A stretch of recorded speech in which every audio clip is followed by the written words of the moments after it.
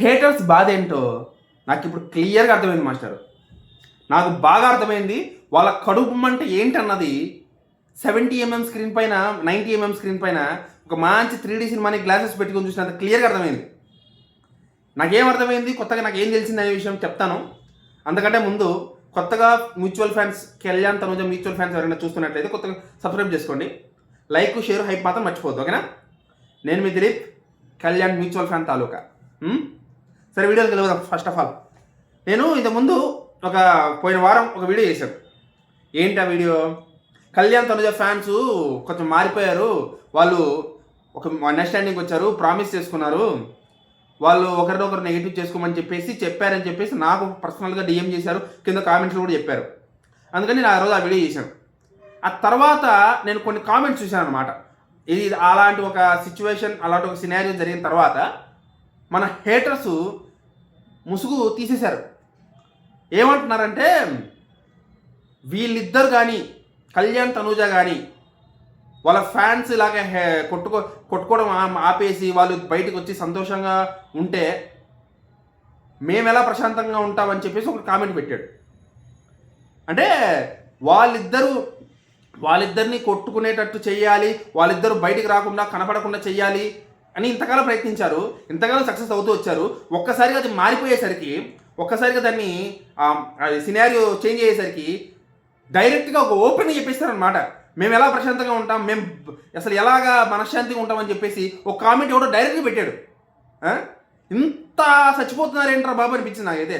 కడుపు మండిపోతుంది ఒక్కొక్కడికి వీళ్ళు ఈ స్టెప్ తీసుకోగానే. ఇంకొకడే పెట్టాడంటే కామెంటు, భగవంతుడా వీళ్ళిద్దరిని కలవకుండా విడదీ స్వామి, నీకు 1000 కొబ్బరికాయలు కొడతానని చెప్పి ఒక మహానుభావుడు ఒక దిక్కుమాలిన కామెంట్ పెట్టాడు అనమాట. ఇది ఎక్కడ పెట్టారనేది నేను మీకు ప్రత్యేకించి చెప్పాల్సిన పని లేదు. సోషల్ మీడియా నిండా ఇలాంటి కామెంట్సే ఉన్నాయి, మీరు చూసే ఉంటారు. ఒకవేళ చూడకపోతే ఒకసారి ఇన్స్టాగ్రామ్లో కళ్యాణ్ తనూజ మ్యూచువల్ ఎడిట్స్ కింద వెళ్ళి చూడండి. నేను చూశాను అనమాట, చూశాను కాబట్టి చెప్తున్నాను. మరి ఇప్పుడు మీకు కనపడిందో లేదో నాకు తెలియదు. సో ఇలాంటి కామెంట్స్ అని పెడుతున్నారు. మరి వీళ్ళ పరిస్థితి ఎలా ఉందంటే, F2 సినిమాలో వెంకటేష్ గారు ఒక ఆసనం వేస్తారు కదా, వెంకీ ఆసనం అని, ఇలా ఇలా ఇలా అనుకుంటారు చూసారా ఫ్రస్ట్రేషన్తో. సో మన హేటర్స్ అందరూ ఇప్పుడు ఫ్రస్ట్రేషన్ అవుతున్నారు, వెంకీ ఆసనం వేస్తాను, వెంకీ ఆసనం. మీరు మనం ఇండివిజువల్ ఫ్యాన్స్ చెప్తున్నా, మీరు దయచేసి ఇలాంటి వాళ్ళ వలలో పడద్దండి. మళ్ళీ వీళ్ళు గమనుండే రకాలు కాదు, ఏదో ఒకటి చేసి మళ్ళీ మన మధ్య గొడవలు పెట్టడానికి చూస్తారు, ఇండివిజువల్ ఫ్యాన్స్ మధ్యలో గొడవ పెట్టడానికి చూస్తారు. సో దయచేసి వీళ్ళ మాయలో పడద్దు, వీళ్ళ వలలో పడద్దు దయచేసి. ఇది ఎవరి ఫ్యాన్స్ చేస్తున్నారు, ఎవరు హేటర్స్ రూపంలో చేస్తున్నారు అనేది మనందరికీ ప్రత్యేకించి చెప్పాల్సిన పని లేదు. ఎందుకంటే ఒక సూర్యుడు వస్తే నక్షత్రాలు కనపడవు కదా ఆకాశంలో, వీళ్ళు కానీ బయటకు వచ్చారంటే ఆ అవతల ఉన్నటువంటి ఒక దిక్కుమాలిన జంట కనపడకుండా పోద్ది. ఆ దిక్కుమాలిన జంట ఎవరో మీకు చెప్పాల్సిన పని లేదు. అది వాళ్ళ బాధ, అది వాళ్ళ కడుపు మంట.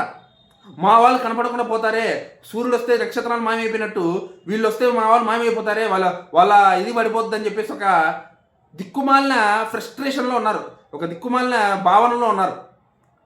కాబట్టి మళ్ళీ మన మధ్య గొడవ పెట్టడానికి చూస్తారు, మళ్ళీ మన మధ్యన ఇష్యూస్ రావాలని ట్రై చేస్తారు. సో జాగ్రత్త, బీ కేర్ఫుల్. ఈ విషయం చెప్దామని ఈ వీడియో చేస్తున్నాను. మీరేమనుకుంటారో కామెంట్ చేసి చెప్పండి కింద, ఓకేనా?